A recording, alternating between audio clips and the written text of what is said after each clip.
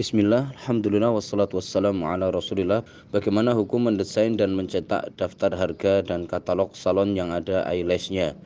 Barakallahu fikum. Para ulama sepakat seperti yang difatwakan oleh Lajnah Daimah bahwa eyelash itu hukumnya sama dengan menyambung rambut. Dan Nabi Muhammad SAW dalam hadis dari Ibnu Abbas, sebagaimana riwayat Imam Abu Dawud, beliau bersabda, la'anallahu al-wasilah wal mustausilah. Allah melaknat orang yang menyambung rambutnya dan juga orang yang minta disambungkan rambutnya. Termasuk kategori rambut ini adalah persoalan bulu, termasuk juga di dalamnya adalah bulu mata.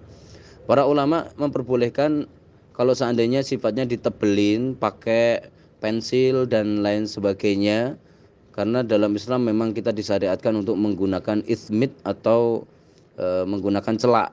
Berangkat dari situ, maka kalau ada yang mau nebelin mata pakai celak hukumnya boleh, atau nebelin alis pakai celak juga hukumnya boleh, itu tidak mengapa. Ya, jadi tidak masalah. Yang dilarang adalah kita menyambungnya dengan material lain yang sejenis atau mirip atau warnanya hampir sama begitu. Nah, dalam kasus ini karena memang itu hukumnya tidak diperbolehkan, masuk dalam kategori tindakan yang dilaknat, maka kita kalau seandainya mendapatkan pesanan itu tidak ada alternatif, ya. Jadi tidak ada alternatif. Kalau seandainya orangnya mungkin barangkali pesen begini atau begitu, ya berarti kita harus meninggalkan, ya. Kita harus berani menolak, minta maaf kalau saya tidak boleh untuk yang ini. Jadi kalau pesan di saya boleh hanya yang mubah-mubah saja, entah itu rebonding atau mungkin barangkali facial atau mungkin yang lainnya, hanya itu yang saya boleh lakukan. Untuk yang sampai nanti pakai wig, nyambung rambut, atau mungkin yang di sini adalah eyelash ini, maka ini hukumnya tidak diperbolehkan. Termasuk juga kalau saya disuruh menyemir rambut warna hitam, saya juga tidak mau. Nah, kalau seandainya kita bisa menghindari menghindari apa yang dilarang oleh syariat ini, maka silakan untuk dilanjutkan. Tapi kalau tidak, jangan, nanti takutnya jadi dosa jariah, karena usaha ini kan bukan hanya untuk sekali dua kali, tapi bisa jadi untuk setahun, 2 tahun, 3 tahun, bahkan mungkin bisa jadi bertahan sampai puluhan tahun begitu. Nah, kita kalau seandainya nggak mau kena dosa wa ta'awanu wala ta'awanu 'alal itsmi wal udwan, tidak ingin kena dosa tolong menolong dalam dosa, maka kita harus siap untuk menolak, ya, dan juga menghindar dengan berbagai macam alasan. Seperti itu.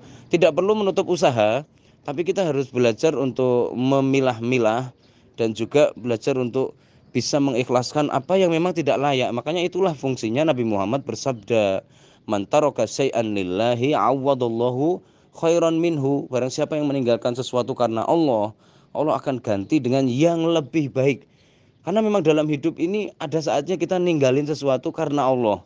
Dan itu adalah ikatan iman yang paling kuat, itu yaitu sebagaimana kalimat dari Ibnu Abbas radhiyallahu anhuma, beliau mengatakan, "Autsaqu urul iman al-hubbu fillah wal bughdu fillah."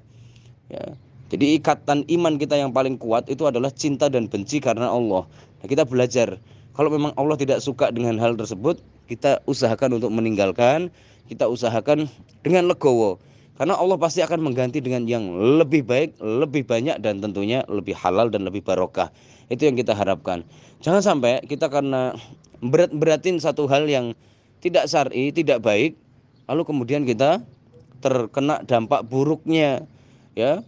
Akhirnya keberkahan yang ada di rumah kita hilang, keberkahan di kerjaan kita hilang, keberkahan di harta kita hilang, dan lain-lain. Itu sangat berbahaya. Disinilah maka kita juga perlu memohon kepada Allah supaya kita itu dilindungi, jangan sampai rezeki kita berada di tangan orang-orang yang tidak baik. Sebagaimana yang dicontohkan oleh Abdullah bin Mubarak, ya. Beliau di dalam kitabnya Az-Zuhud, beliau berdoa, "Ya Allah, janganlah Engkau jadikan rezekiku di tangan ahli bid'ah. Karena aku khawatir kalau seandainya rezekiku di tangan ahli bid'ah, nanti aku nurutin mereka hanya karena ingin ngejar rezekinya." Gitu. Maka ini penting, dan Allah Subhanahu wa taala tidak pernah bohong dalam hal seperti ini. Kalau Allah telah menyatakan bahwa ini dilarang, siapa yang siap meninggalkan lillahi ta'ala, maka akan Allah berikan yang terbaik dan yang lebih baik. Dalam banyak kasus, ya, sebagaimana juga sabda Rasulullah, "Man ghadda basarahu lillah." Barang siapa yang menundukkan pandangannya karena Allah, maka Allah akan berikan dalam dirinya rasa manisnya iman. dan dia akan diberi oleh Allah apa yang kelak akan membuatnya sangat bahagia dan tidak bisa dirasakan oleh orang lain. Misalkan contoh seperti itu. Jadi intinya kita akan mendapatkan banyak keuntungan apabila kita merelakan apa yang tidak diridhoi Allah itu ya untuk kita lepas. Kemudian yang kedua, hukum mencetak kertas atau atar-atar penutup nasi buat akikoh tapi ada foto bayinya. Kalau masalah foto ini masuk dalam kategori ikhtilaf, jadi antum tidak masalah untuk melakukannya. Tidak masalah. Tapi menurut saya foto itu haram. Ya, lah itu konsekuensi dari keyakinan antum sendiri. Tapi kan para ulama mengatakan bahwa hukum foto berbeda dengan hukum ini ya, hukum melukis atau menggambar. Makanya dalam hal ini ya kita kalau mengikuti madhab yang paling mudah dalam bab foto ini, maka hukumnya boleh. Tapi kalau memang antum sudah berkeyakinan kekeh enggak, bagi saya itu tetap adalah gambar yang diharamkan, ya berarti konsekuensinya ikut haram juga kita menerima orderan. Tapi kalau seandainya kita, ini fatwa para ulama ya, fatwa ulama paling keras pun juga dalam persoalan foto juga mereka tidak berani mengatakan pasti.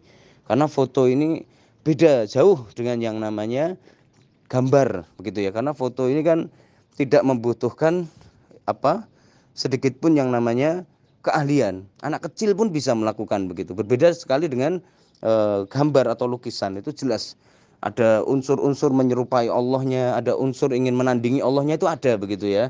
Tapi kalau foto ini enggak, ya semua manusia bisa asalkan bisa mencet tombol kamera. Maka dari itulah mungkin dikembalikan lagi kepada hukum fotonya. Asalkan antum meyakini foto itu mubah dan boleh, maka silakan. Kalau seandainya antum mau menerima orderan yang di dalamnya harus mencantumkan foto. Barakallahu fikum. جرحها فينا وذكراه تناغينا ألا أين الميامين